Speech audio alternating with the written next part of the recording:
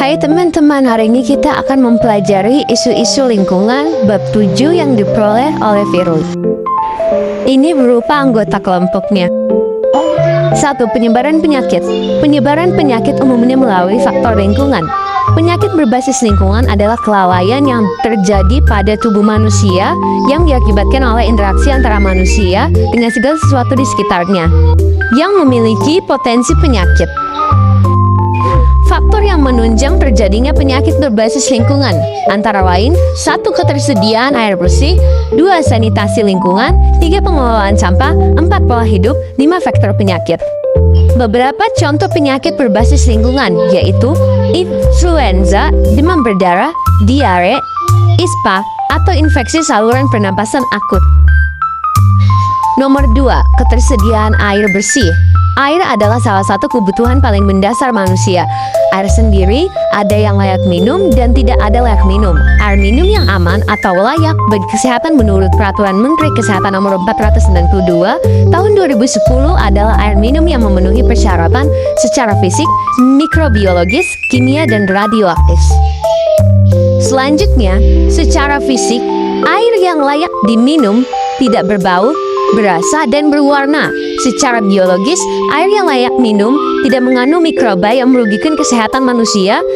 Menurut kimiawi, air yang layak minum tidak mengandung bahan kimia yang mengancam kesehatan. Secara radioaktif, tentu saja tidak mengandung zat radioaktif yang tidak melebihi kadar tertentu. Jadi, sumber air minum yang layak dapat bersumber dari air sumur, sumur bor, keran umum, ledeng, terminal air, atau penampung air hujan. 3. Pembuangan sampah. Sampah adalah zat sisa yang tidak diinginkan dari suatu proses kegiatan. Sampah yang tidak dikelola dengan baik akan menimbulkan banyak banget masalah nih. Mulai dari gangguan pemandangan, estetika, kesehatan, mengganggu ekosistem, bahkan sampai terjadi bencana. Lalu, B. Pemanasan global. Pemanasan global adalah kenaikan suhu rata-rata bumi. Pemanasan global terjadi akibat aktivitas manusia yang menghasilkan gas nitrogen oksida NO3, sulfur oksida SO2, dan metana atau CH.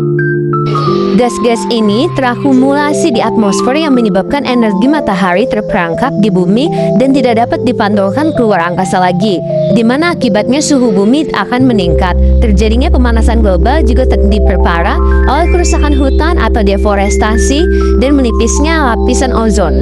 Dampak dari pemanasan global itu sendiri ada banyak, antara lain kenaikan air laut karena daratan es di kutub mencair, meningkatnya kejadian bencana, musim kering berkepanjangan, cuaca ekstrim, dan lain-lain. C. Krisis energi. Krisis energi adalah kekurangan sumber energi yang akan berdampak terhadap segala aspek kehidupan. Indonesia masih sangat tergantung pada energi yang bersumber dari bahan bakar fosil, seperti minyak bumi dan batu bara. Sumber energi fosil tidak dapat diperbaharui sehingga persediaannya akan terus berkurang. Energi alternatif adalah semua sumber energi yang dapat menggantikan peran energi konvensional. Energi alternatif lebih ramah lingkungan karena jauh lebih sedikit menghasilkan emisi gas rumah kaca. Ada berbagai jenis energi alternatif diantaranya matahari, angin, air panas bumi, biogas, bioetanol, dan nuklir. D. Ketersediaan pangan. Ketersediaan pangan di Indonesia termasuk dalam kategori rendah.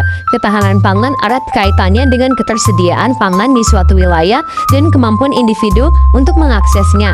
Ketersediaan pangan ditentukan oleh faktor produksi pangan dan distribusi pangan.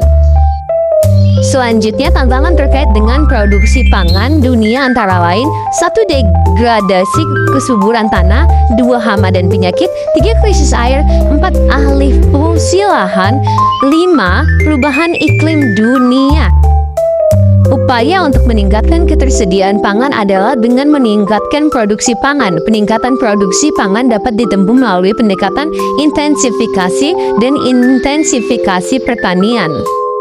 Intensifikasi pertanian yaitu melalui peningkatan kualitas bercocok tanam, misalnya penggunaan bibit unggul, pupuk yang tepat, penggunaan pestisida yang sesuai, dan teknik bercocok tanam lainnya. Sedangkan ekstensifikasi pertanian melalui perluasan area bercocok tanam, misalnya pembuatan lahan baru.